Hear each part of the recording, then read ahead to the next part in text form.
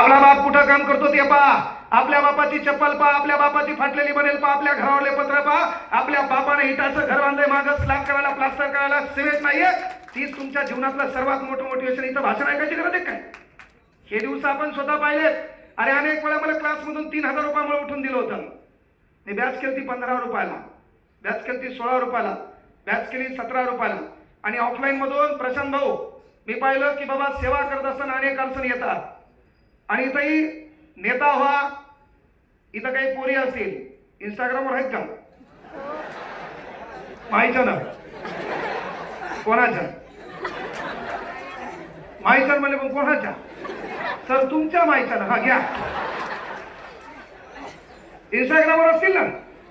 हा, पहिल्यांदा पोरं एकच विनंती करतो की तुमचा आदर्श कोण आहे पहा. काही काही दलिंदर आहेत, याच्यात 2000 पोस्ट, याचे फॉलोवर 150, यानं 3000 लोकांना फॉलो केले. इंस्टाग्राम आहे, ते इंस्टाग्रामवर पहिल्यांदा पोस्ट आहे, दुसऱ्यांदा ते फॉलोवर आहे, आणि तिसऱ्यांदा तू कोणाला फॉलो केलंय. इथं बसलेल्या युवकांना विनंती आहे, पक्षामध्ये काम करत असाल, राजकारणामध्ये काम करत असाल तर तुमच्याकडे पाहण्याचा लोकांचा दृष्टिकोन बदलला पाहिजे. म्हणून विनंती आहे, राहणीमान बदला जरा. विनाकामी केस वाढू नका.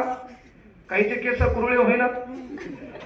प्रशांत भाऊ सराटा गरम करून काही कुरळे केले,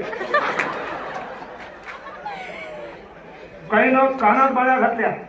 कानात बाळी ठीक होती, काही ना भवाळीत बाळी घातली है ना. काही ना 3 जागी पॅन्ट फाडली. कस काय? That's call fashion. अरे केळूच्या त्यावर मोबाईलचे उपकार आहे. त्या मोबाईल मुळे तुला इंग्रजी लिहिता आली, तुला हॅपीची स्पेलिंग आहे ना, येच टाकल्यावर बाकीचं खालून आलंय. बर्थडे बी टाकल्यावर बाकीचं खालून आलंय. अॅनिव्हर्सरी तुला तुझं माहितच नाही, पण ये टाकल्यावर बाकीचं खालून आलंय. आणि त्याच्यात तू डायलॉग फॅशन. कपडे केसन तुमच्या लोक मध्ये कानाबिनात बाळा घातल्यानं कधीच माणसाला फॅशन म्हणून पाहिला जात नाही. आजही आपल्या बापाच्या फोटोकडे पहा, रुबाबाद बापाचा अलीकडे फोटो आहे, सूट टाय कोट बुटा आहे ना का? अरे किसी नंगे को देखकर नंगा होना ये गांधीवाद सिखाता है.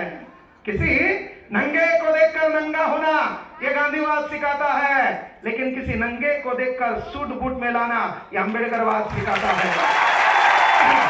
आपल्याला परिवर्तन होणं गरजेचं आहे. हे गेले वर्षानुवर्ष भाषण चालूच आहेत.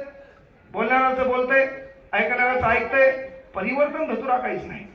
इथं बसलेल्या पोरींना विनंती आहे, जरासं मोबाईलच्या बाजूला पडा. पोरांना विनंती आहे, तू कोणाला फॉलो करतो? तर सध्या प्रशांत भाऊ विचार मंचावरले सर्वसामान्य मान्यवर माझ्यापेक्षा ज्येष्ठ आहेत.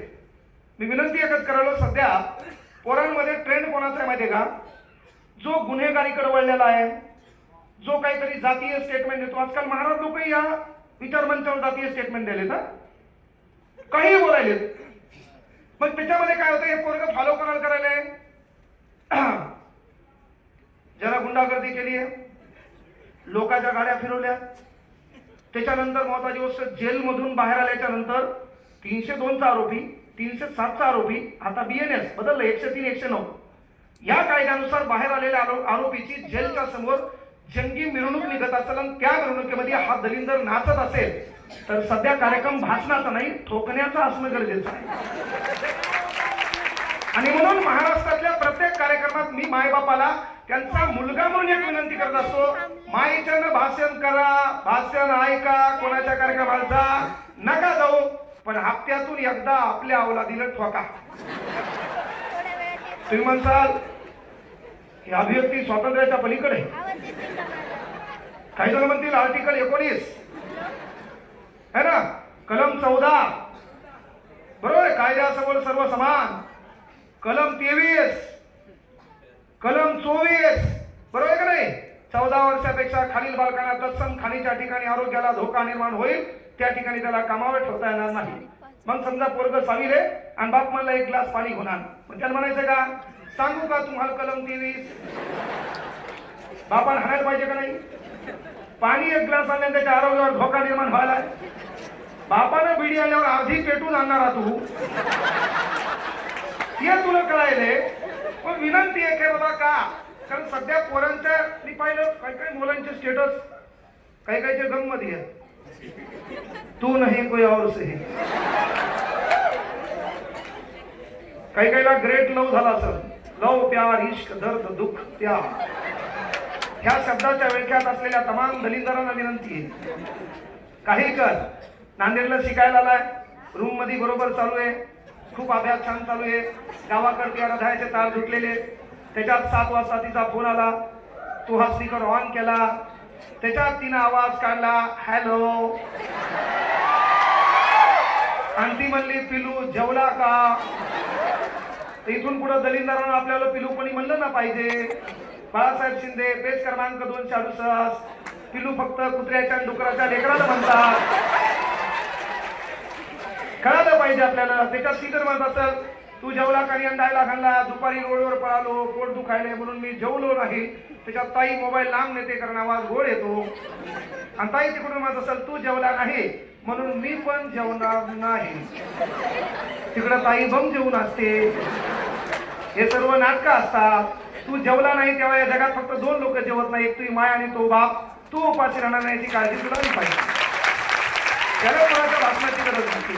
म्हणून पहिली गोष्ट एक सांगायला की पोरं काही करा, फक्त जरासं त्या मोबाईलच्या थोडं बाजूला या.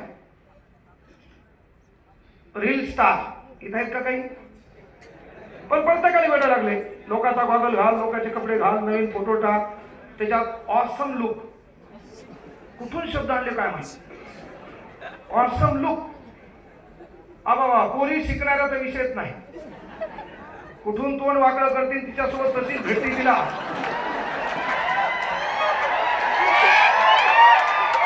आणि त्याच्यात पुन्हा लिहिली विथ माय सिसो. सिसो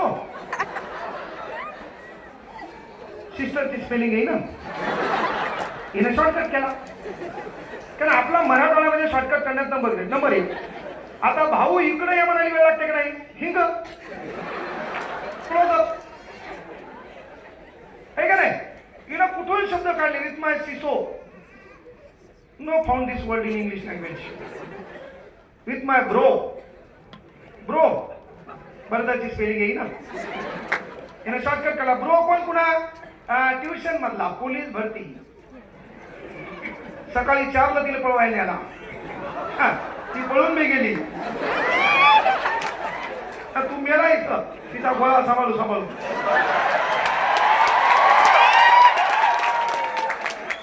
अरे काय बोला गेलं. आणि हे काय होतं माहिती का, कुठाने केल्याशिवाय माणसाला कुठानेवर बोलतात.